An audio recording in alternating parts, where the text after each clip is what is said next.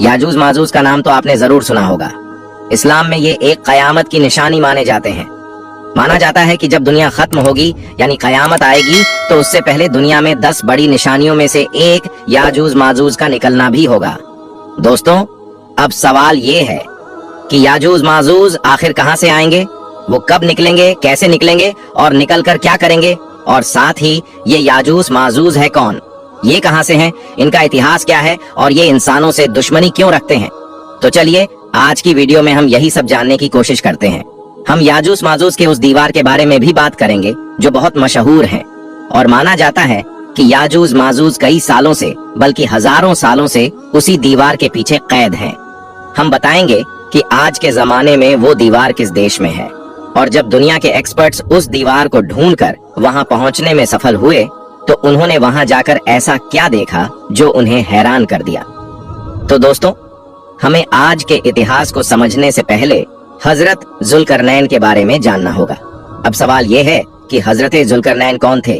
तो दोस्तों, जब आखिरी पैगंबर हजरत मोहम्मद सल्लल्लाहु अलैहि वसल्लम ने अपने नबी होने का ऐलान किया तो उस वक्त कुछ बड़े यहूदी आलिम उनके पास आए और 3 सवाल पूछे। उन्होंने कहा कि अगर आप इन सवालों के जवाब दे देंगे तो हम मान लेंगे कि आप सच में अल्लाह की नबी हैं, क्योंकि ये सवाल सिर्फ नबी ही जान सकता है। इन सवालों में से एक सवाल हजरत जुल्करनैन के बारे में था। उन्होंने पूछा कि वो इंसान कौन था जिसने दुनिया के 3 कोनों का सफर किया। इसके बाद कुरान में हजरत जुल्करनैन के बारे में पूरी जानकारी दी गई और बताया गया कि उन्होंने दुनिया के 3 अलग अलग कोनों का सफर किया था। दरअसल दोस्तों, जुल्करनैन हमारे दुनिया के एक ऐसे बादशाह थे जो लगभग 2500 साल पहले पैदा हुए थे, यानी करीब 580 ईसा पूर्व। इस हिसाब से ये हजरत ईसा अलैहिस्सलाम से भी लगभग 500 से 600 साल पहले गुजरे थे। जहाँ तक उनकी सल्तनत का सवाल है तो उनकी सल्तनत आज के जमाने में पाकिस्तान से लेकर ग्रीस यानी यूनान तक फैली हुई थी। इस हिसाब से बीच के जितने भी देश हैं जैसे तुर्की, सीरिया, इराक, ईरान, अफगानिस्तान, ये सब उनकी सल्तनत में आते थे। यही वजह है कि हजरत जुल्करनैन की गिनती इतिहास के उन चंद हुक्मरानों में की जाती है जिनका राज्य पूरी दुनिया पर था। यूनानी लोग जहां उन्हें साइरस दी ग्रेट के नाम से जानते थे, वहीं ईरानी लोग उन्हें कोर्स कबीर के नाम से जानते थे। जहां तक जुल्करनैन के शब्द का सवाल है तो जुल्करनैन का मतलब होता है 2 सिंघों वाला, और ये नाम उनके उन 2 सिंघों की तरफ इशारा करता है जो असल में उनके ताज में होते थे। इसके अलावा हजारों साल बाद जब दुनिया ने मेहनत करके उनका मकबरा ढूंढ लिया तो वहां एक ऐसा स्टैच्यू मिला जिसके ताज पर ना सिर्फ 2 सींग थे बल्कि उस पर दुनिया के 3 कोने भी बने हुए थे। ये 3 कोने इस बात की तरफ इशारा करते हैं कि हजरत जुल्करनैन ने दुनिया के 3 कोनों तक का सफर किया था। लेकिन दोस्तों, आप में से ज्यादातर लोगों के दिमाग में यही सवाल होगा कि ठीक है, ये सब समझ में आ गया, लेकिन जब उनके बारे में कोई नहीं जानता था तो उन कुछ बड़े यहूदी आलिमों को उनके बारे में कैसे पता था जिन्होंने पैगंबर हजरत मोहम्मद सल्लल्लाहु अलैहि वसल्लम से हजरत जुल्करनैन के बारे में सवाल किया था। तो उनके बारे में हम आपको बता दें कि असल में हजरत जुल्करनैन का यहूदियों के इतिहास से गहरा रिश्ता है। 5686 ईसा पूर्व में यानी हजरत ईसा अलैहिस्सलाम से 586 साल पहले बाबुल नाम की सल्तनत बहुत ताकतवर थी। कह सकते हैं कि वो उस वक्त की सुपर पावर थी और उसका बादशाह बख्ते नसर बहुत ही जालिम इंसान था। उसने यरूशलेम शहर पर हमला किया और वहां जमकर लूटमार की। हजारों यहूदियों को मार डाला और जो बचे थे उन्हें कैद करके बाबुल ले गया। इसके अलावा उसने यरूशलेम में मौजूद यहूदियों के फर्स्ट टेम्पल, जिसे हैकले सुलेमानी कहा जाता था, उसको पूरी तरह से तबाह कर दिया। धीरे धीरे वक्त बीतता गया और दुनिया में बदलाव आते रहे। अगले 50 सालों में हजरत जुल्करनैन एक नई ताकत बनकर उभरे। उन्होंने 539 ईसा पूर्व में यानी हजरत ईसा अलैहिस्सलाम से 539 साल पहले बाबुल पर हमला किया और उसे आसानी से जीत लिया। अब जाहिर है दोस्तों, हजरत जुल्करनैन बहुत रहम दिल और इंसाफ पसंद इंसान थे। जहां भी जाते लोग उनकी सीरत देखकर उन पर फिदा हो जाते और उनकी फौज में शामिल हो जाते थे। जब उन्होंने बाबुल को फतह किया तो बाबुल के लोग भी उनके साथ हो गए।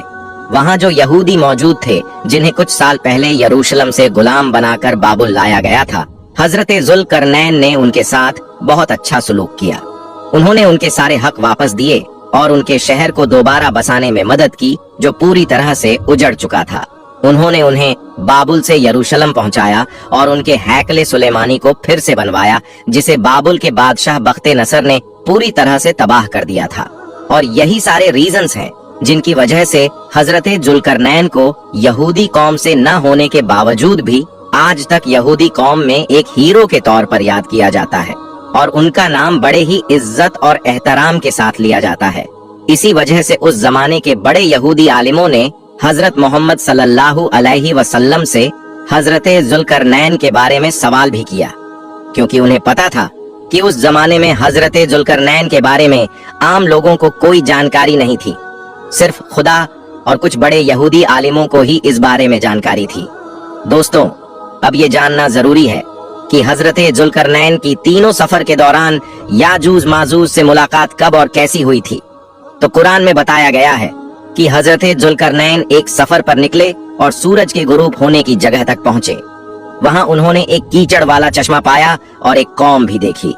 अल्लाह ने कहा, ऐ जुल्करनैन, तुम उन्हें सजा दो या कोई बेहतर तरीका इख्तियार करो।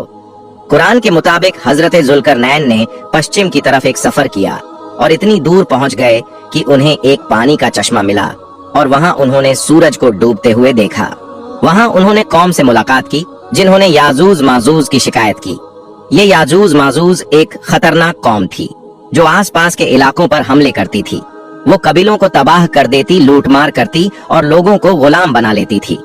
कुरान में बताया गया है कि याजूज माजूज ऐसे पहाड़ों पर रहती थी जहां पहुंचने का सिर्फ एक रास्ता था। इसलिए लोगों ने हजरत जुल्करनैन से दरखास्त की कि अगर वो बहुत सारी दौलत दें तो क्या वो याजूज माजूज और उनके दरमियान एक मजबूत दीवार बना सकते हैं जिससे हम उन्हें हमेशा के लिए रोक सकें। हजरत जुल्करनैन ने जवाब दिया कि अल्लाह ने मुझे बहुत सारा माल दिया है, लेकिन तुम मेरी जिस्मानी तौर पर मदद करो। फिर उन लोगों और हजरत जुल्करनैन की फौज ने मिलकर दीवार बनाना शुरू की। ये दीवार लोहे और तांबे को पिघलाकर बनाई गई थी और ये इतनी मजबूत थी कि कभी भी टूट नहीं सकती थी। तब से लेकर आज तक याजूज माजूज उसी दीवार के पीछे कैद हैं और तब तक रहेंगे जब तक ये दीवार नहीं टूटती। हर दिन याजूज माजूज उस दीवार की बुनियादों को खोदने की कोशिश करते हैं। शाम को जब वो वापस जाते हैं तो सोचते हैं कि सुबह बाकी काम करेंगे, लेकिन वो इंशा अल्लाह कहना भूल जाते हैं। अगले दिन दीवार उसी हालत में होती है जिस हालत में उन्होंने छोड़ा था, यानी मजबूत और सलामत। मगर कयामत से पहले एक दिन ऐसा आएगा जब वो शाम को वापस आते वक्त इंशा अल्लाह कहेंगे और इस इंशा अल्लाह की बरकत से जब वो अगले दिन आएंगे तो दीवार उतनी ही खोदी हुई मिलेंगे जितनी उन्होंने छोड़ दी थी। उससे दीवार में सुराख हो जाएगा और वो बाहर आ जाएंगे। बाहर आते ही ये लोग इतनी बड़ी तादाद में होंगे कि तमाम दरियाओं का पानी पी जाएंगे, यानी सभी नदियों को सुखा देंगे। दोस्तों, अब बात करें कि याजूज माजूज के दीवार आज कहाँ है, तो अलग अलग ओलमा की अलग अलग राय हैं। डॉक्टर मौलाना अबुल कलाम आजाद और दूसरे बड़े ओलमा ने तहकीक के बाद कहा कि हजरत जुल्करनैन की बनाई हुई दीवार आज के दौर में तुर्की के इलाके दरबंद में थी, जो अर्मेनिया और अजरबैजान के बीच में मौजूद है। इन लोगों की तहकीक के मुताबिक हजरत जुल्करनैन ने यहाँ सबसे पहले एक किला बनवाया था और इस किले की दीवारें लोहे और तांबे से बनाई गई थीं, ताकि याजूज माजूज के हमलों से उन इलाकों को महफूज किया जा सके जिन्होंने उनसे हिफाजत की दरखास्त की थी। इतनी ही बात नहीं, बल्कि इन लोगों के मुताबिक वहाँ आज भी न सिर्फ किले के निशानात मौजूद हैं, बल्कि दीवार के भी निशानात देखे जा सकते हैं। कुरान में भी जो याजूज माजूज के बारे में मालूमात दी गई है वो इस जगह से काफी हद तक मिलती है। यानी याजूज माजूज की दीवार की लोकेशन से मुताल्लिक बहुत सारी चीजें मिलती हैं। आगे ये लोग कहते हैं कि वक्त गुजरने के बाद याजूज माजूज की कौम में एक बादशाह पैदा हुआ जिसका नाम खजर था। उसने न सिर्फ खुद यहूदी मजहब को कबूल किया, बल्कि अपने कौम यानी याजूज माजूज को भी यहूदी बना दिया। आजकल जो भी दुनिया में यहूदी है वो दरअसल याजूज माजूज के नस्ल से हैं। इस दावे के सबूत के तौर पर ये लोग कहते हैं कि यहूदी एक ऐसा मजहब है जो किसी नए आदमी के लिए कबूल करना मुश्किल है, क्योंकि यहूदी दरअसल एक नस्ल है जो नबियों से जुड़ती है। ऐतिहासिक तौर पर यहूदी गंदूमी रंग के होते थे, मगर आजकल के यहूदी अमूमन सफेद चमकदार होते हैं, जो आमतौर पर तुर्क नस्ल के लगते हैं। इन लोगों के मुताबिक अपनी तहकीक को और मजबूत करने के लिए ये लोग ये भी कहते हैं कि दूसरे खलीफा हजरत उमर रजी अल्लाह ताला अन्हो के दौर में मुसलमानों की फौजें इस इलाके में आकर याजूज माजूज से लड़ाइयां कर रही थीं। इस बात को साबित करने के लिए कि मुस्लिम फौजों ने याजूज माजूज के साथ जंगें की थी, ये लोग सहाबा इकराम की कब्रों की मिसाल देते हैं, जो आज भी आर्मेनिया और अजरबैजान के इलाके में मौजूद हैं।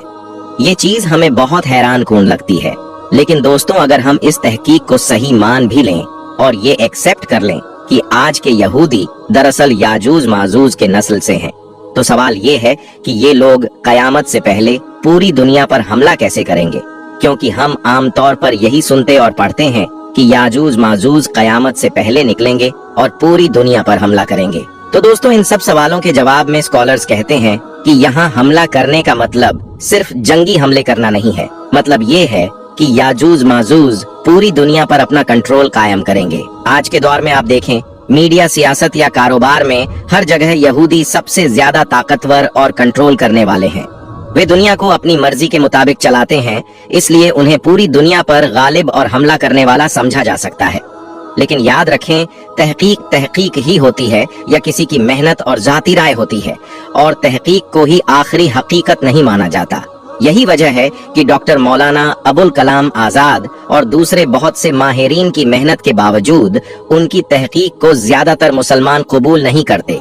इसकी वजह है आबादी का फर्क। कयामत से पहले निकलने वाले याजूज माजूज की तादाद बहुत ज्यादा होगी, लेकिन अगर यहूदियों को याजूज माजूज की नस्ल माना जाए तो यहूदियों की तादाद दुनिया की कुल आबादी का 1% भी नहीं है। इसके अलावा अगर ये मान भी लिया जाए कि याजूज माजूज की नस्ल यहूदी हैं और वो आजाद हैं, तो फिर उस हदीस का क्या मतलब रह जाएगा कि जिसमें बताया गया है कि याजूज माजूज हर दिन अपनी दीवार को तोड़ने की कोशिश करते हैं। इसके अलावा याजूज माजूज की दीवार से रिलेटेड आर्मेनिया और अजरबैजान के इलाके की जो लोकेशन ये लोग बताते हैं, वो दरअसल 2 पहाड़ों के बीच में होने वाली बात को भी जस्टिफाई नहीं करती है। यानी वो किले की लोकेशन 2 पहाड़ों के बीच में नहीं है, और जाहिर है वो दीवार 2 पहाड़ों के बीच में ही बनाई गई थी। अब अगर हम याजूज माजूज की दीवार के बारे में दूसरी थ्योरी की बात करें, तो कुछ लोग कहते हैं कि उन्होंने वो दीवार तलाश कर ली है और जाकर अपनी आंखों से देख भी ली है। ये लोग सबसे पहले कुरान, हदीस और इतिहास की किताबों में जो भी जानकारी थी उन सबको इकट्ठा करते हैं। फिर उन जानकारियों की मदद से उन्होंने एक नक्शा बनाया जो उस दौर के हिसाब से था। इस नक्शे की मदद से ये लोग दीवार तलाश करने निकले। इनके मुताबिक ये दीवार आज के किर्गिस्तान नाम के मुल्क में मौजूद है, जो कभी सोवियत यूनियन का हिस्सा था, यानी रूस के अंडर था। मगर जब यूएसएसआर टूटा तो इस इलाके ने एक अलग राज्य बना ली। आजकल वहाँ बहुत कम लोग आबाद हैं और ज्यादातर मुल्क मैदानों और पहाड़ों से भरा हुआ है। रिसर्च टीम के कुछ लोग मिस्र के थे और ज्यादातर का ताल्लुक सेंट्रल एशिया से था। उन्होंने 1 साल और 4 महीने का लंबा सफर किया।